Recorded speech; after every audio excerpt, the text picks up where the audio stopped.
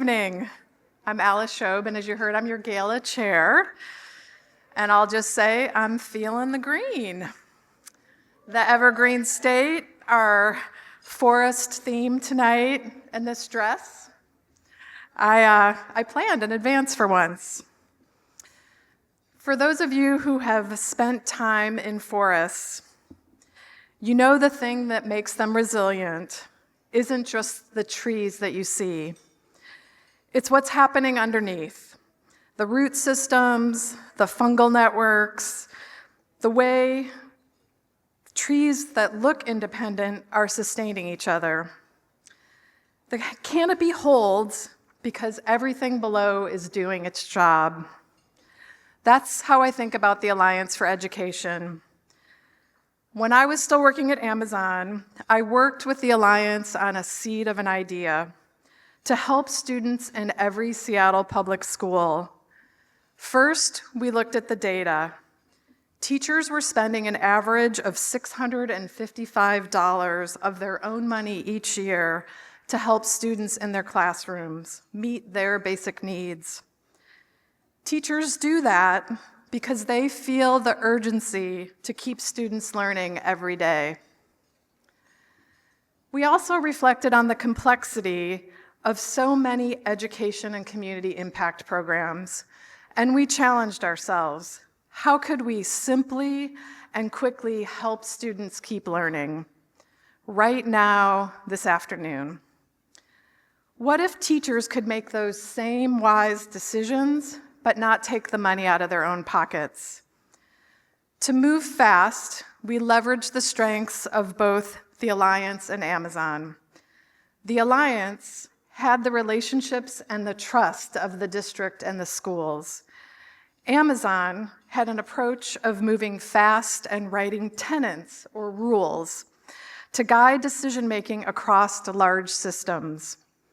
So together, Amazon and the Alliance built what became the Right Now Needs Fund around just 3 tenets. The first tenet was an adult working in the school who actually knows the student makes the call. Not a committee, not a grant application. The teacher, the counselor, the principal, the person standing in front of the student decides. If you've watched Abbott Elementary, anyone? You know this character by heart. Janine, the 2nd grade teacher, always knows what her students need. She doesn't wait for approval, she acts. Second, the funding tenet we decided was that the funding must help a student learning right now, not eventually, not after the paperwork clears. In the pilot episode of Abbott Elementary, Janine fights to get a rug in her classroom. You think it's about the rug, it's not about the rug. And at the end of the episode, the camera finds one of her students quietly napping on it. For other students, it's about a much-needed snack, eyeglass repair, or a cab ride home. The third tenet, the Right Now Needs Fund, can't replace what the district or other donations were already planning to do. It fills a gap that no existing budget line was ever designed to reach. The gap between what a system can plan for and what a specific child needs today.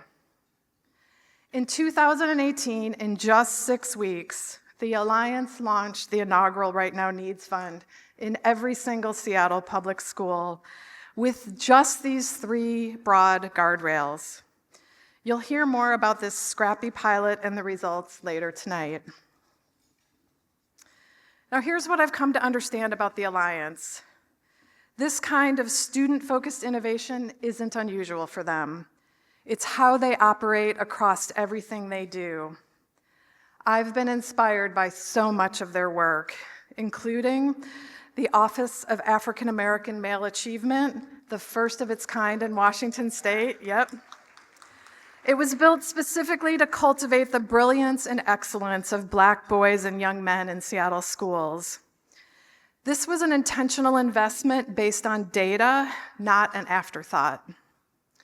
Another example was they also created the Seattle Teacher Residency, which rethinks how educators are prepared from the ground up, recruiting and training teachers who might not otherwise have stepped into the teaching position. And more recently, a less sexy example, is they found the money to help convene people to support the school district build a strategic plan for 50,000 students. The Alliance has been navigating complexity on behalf of students in Seattle for over 30 years. They meet them with rooms like this one, with root systems like this one, so our public school forests survive.